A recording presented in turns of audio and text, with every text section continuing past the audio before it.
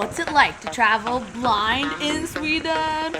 I'm Mona Minkara, blind traveler, and you're watching Planes, Trains, and Canes. Last episode, I navigated to the hotel by myself, but on the way, I almost broke into the county governor's house. Have you been stolling in the doors? Are you with Hyatt? No. It's daylight now, so let's go out and explore the city. Mona on a hop-on, hop-off bus. Hey everyone! I can't speak too loudly, we're on a crowded bus, and I'm learning a lot of new facts, so stay tuned. The streets and sights of Stockholm. I think you all know by now how much I love hop-on, hop-off buses. But here, they even have hop-on, hop-off boats, which means double the facts, double the speed. Mona puts on the audio tour earphones. A boat zooms down the Söderström River. Mona on the boat.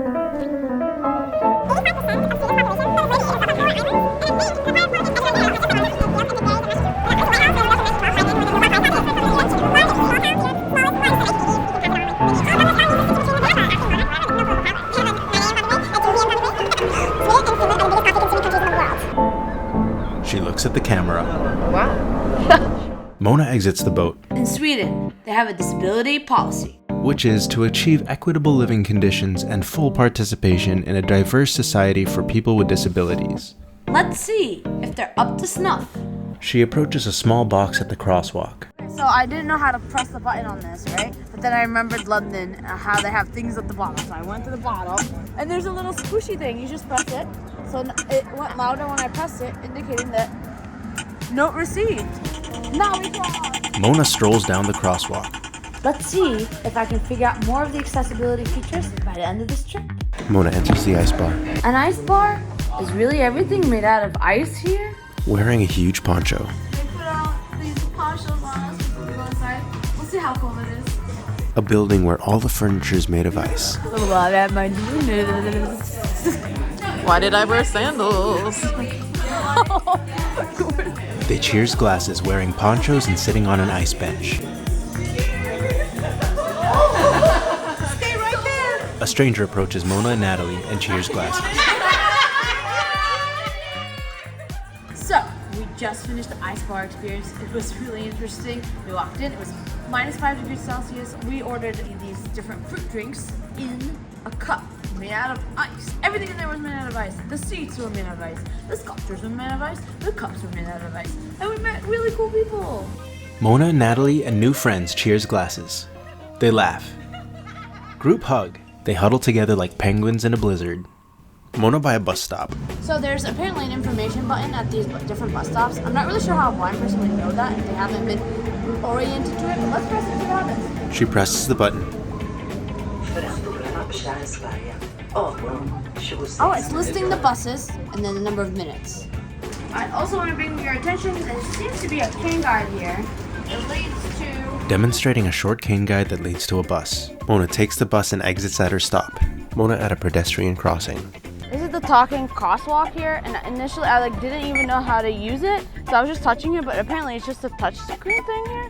When it's going slow, from what I've deduced, that's when you don't cross, and when it goes faster, like right now, that's when you do cross. Entering subway station. She effortlessly uses the subway and gets to her stop. Mona walks towards the tram. She presses the info button. The tram arrives. Mona rides the tram.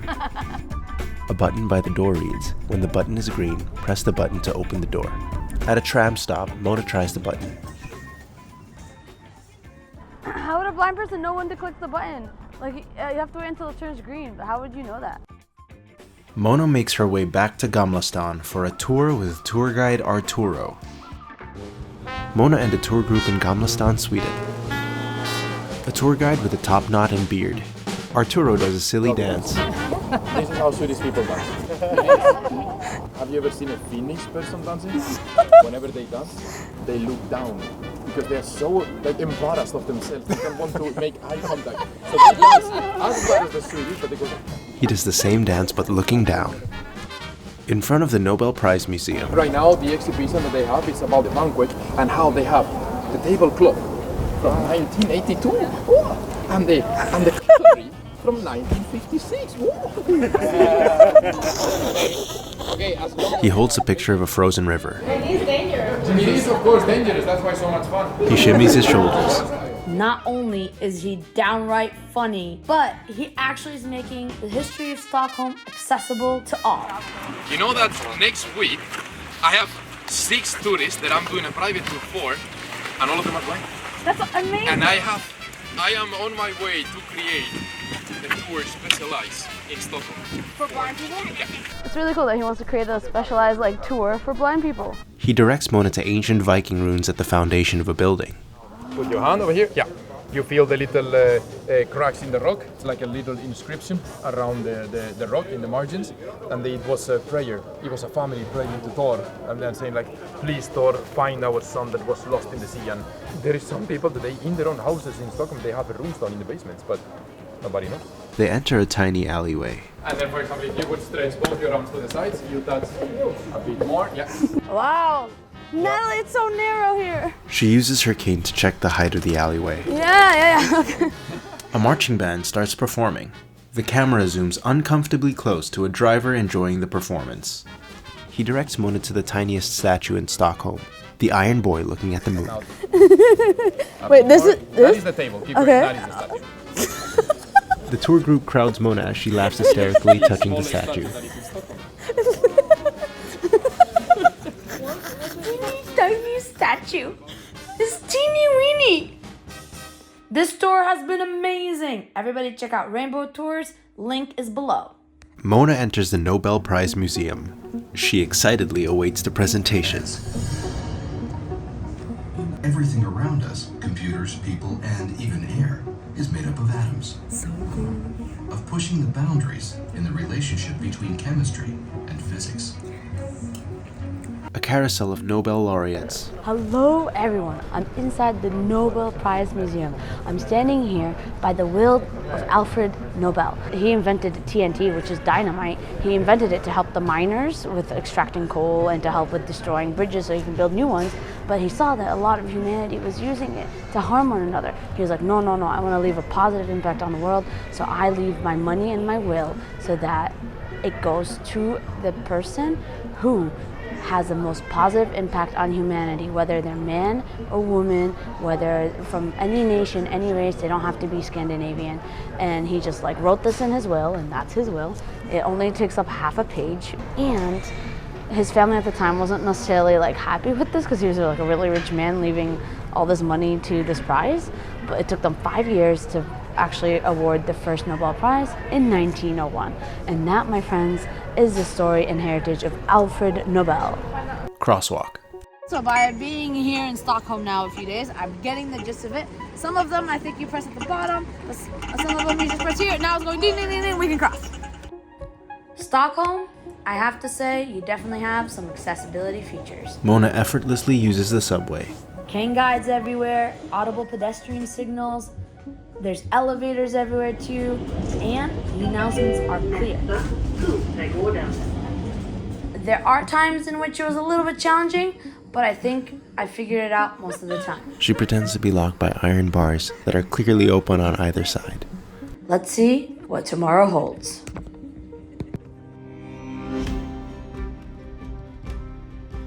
But now we're going to visit the first city of Sweden founded by the Vikings called Birka. Mona rides a ship on a sunny day. They sail by a rock that looks like a raven. Mona disembarks onto the island. Mona trails behind a Viking. The Viking holds his basket and he goes up the hill. The Viking picks up his basket and goes higher up the hill. They reach the top of the hill. He holds a small trinket for all to see. Then he picks up his basket and goes down the hill. The heavens open up and rain pours down.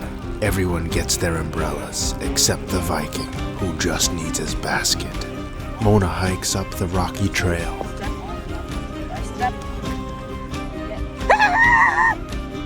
Sorry. Just stepped in a huge pile of poop because I was walking backwards. Mona on top of the rocky cliff looking over the ocean. Inside the Viking restaurant. Mona swings a sword. Back on the boat to Stockholm. Mona on the deck of the boat. She spreads her arms out like wings. They cheers glasses.